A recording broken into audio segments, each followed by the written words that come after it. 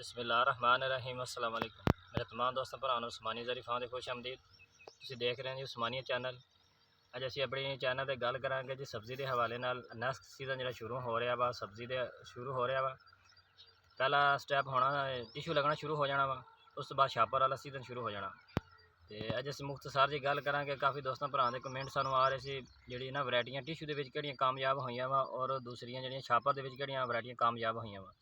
असीं गल करांगे टिशू के हवाले नाल टिशू च वैरायटी किहड़ी कामयाब हुई है। टिशू असीं पिछले साल लगाया सी, बहुत ज़्यादा हरी भी लगाई सी, शिमला भी लगाया सी, खीरा भी लगाया सी।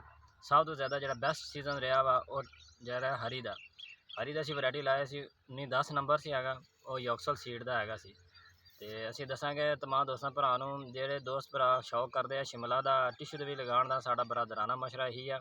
शिमला तो घट कोशिश करो। अगर किसी ने बहुत ज़्यादा शौक है लगाउण दा टिशू दे शिमला, और सिर्फ सोनी धरती का बीज इस्तेमाल करा, क्योंकि जी दूसरिया वैरायटियां ना टिशू के पिछले साल कामयाब नहीं हुई और बहुत ज़्यादा कम खसारे गया वा। तकरीबन 1 किला 7 तो 8 लाख रुपया सानू घाटा पा गया।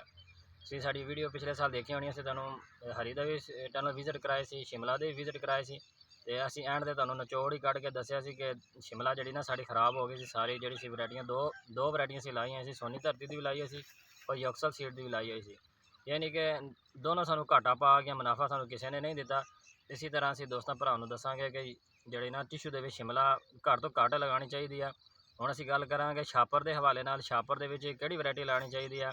हरी ज़्यादा लानी चाहिए है, शिमला शिमला जिहड़ा तो पिछला साल लग्या ना शिमला का, सानू सीख जाना चाहिए वा कि जिथे असीं 5 किले लाते सी ना उत्थे 2 किले लाने चाहिए है, ताकि जिहड़ा ना अगों मंडी च शिमला का रश ना पवे। शिमला की इन्नी खपत नहीं हैगी, इन्ना किसी होर चीज़ इस्तेमाल नहीं होंदी, इन्हूं थोड़ा लाना चाहिए ताकि पिछला साल ने जो उस तो पिछला साल से बहुत प्रोडक्शन घट सी, लगी भी घट सी। माशाअल्लाह अच्छे रेट मिले हैं। इस साल जिहड़ा पिछला साल गुजर गया वा, वो बहुत ज़्यादा मिर्च लगी है शिमला, तो बहुत घाटे पे आ। इसी वजह तो असीं दोस्तों भरावां नूं वीडियो बना के दसदे हैं, हर शै दा निचोड़ कढ़ के दसदे हैं कि फसल जिहड़ी आ जिसे तुसीं 5 किले ला रहे हैं ना, 5 किलियां च 2 किले शिमला, 3 किले हरियां च वैरायटियां सारियां डिवाइड करके लाओ।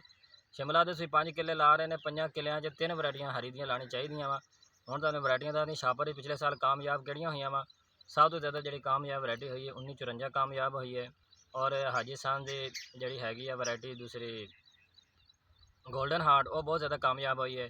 और दूसरी ग्रीन जिन्होंने लम्मी कहा जाता साड़ी ज़ुबान, और शिंगरी भी कहा जाता, शिंगरी बहुत ज़्यादा कामयाब हुई है। ये 4-5 वैरायटियां हैगियां हरी दियां, ये लानियां चाहिए वा।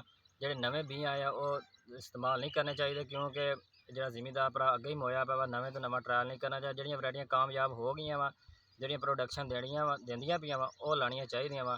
बस साड़ी मुख्तसर सी वीडियो सी, तो इन्हां दा टाइम तुहानूं दस दिंदे। टिशू वाली जिहड़ी वैरायटी आ वो किहड़े दिन नूं लगनी शुरू हो जाती है, और किहड़ी तरीक नूं। अगर तुसीं 15 अगस्त नूं बुकिंग कराई आ, वो तुहानूं नवे महीने की 20 तरीक नूं बीज मिलना, यानी 40 दिनों बाद पनीरी मिलनी है। असल जो टाइम आ नवे की 10 तो बाद जी टिशू वाली आ हरी शिमला लगनी शुरू हो जाती है। जी छापर वाली आ 11वें महीने की पहली तरीक तो सारिया पनीरियां लगनी शुरू, यानी कि शिफ्ट शुरू हो जाए। जो असल टाइम आ छापर वाली का पनीरी लाने का, वो नवे महीने की 20 तो 22 तरीक नूं पनीरी लगनी शुरू होती है, और 11वें महीने अगे शिफ्ट होंदियां वा। आ साडी वीडियो सी, आ साड़ियाँ वैरायटियां सी जिहड़ियां कामयाब हुई वा। साडे तमाम दोस्तों भरावां नूं दसना चाहते सी कि आ जिहड़ियां वैरायटियां लाओ और ज़्यादा तो ज़्यादा मुनाफा कमाओ। शुक्रिया जी।